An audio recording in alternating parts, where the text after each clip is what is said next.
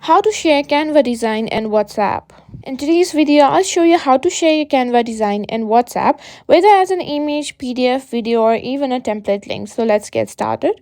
First things first, open your web browser and go to canva.com, or if you have, you can simply open the Canva app itself.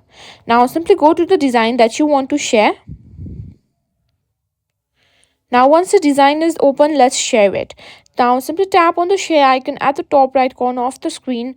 Now here you can find three options, whether you can share link, you can simply download it and share it as image as well.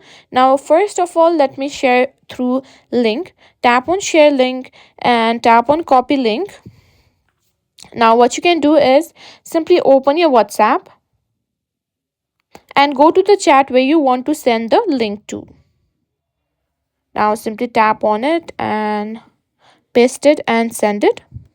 Now the person can simply tap on the link and simply go to the Canva design that you sent them. And that's it. Now you know how to share your Canva design on WhatsApp very easily.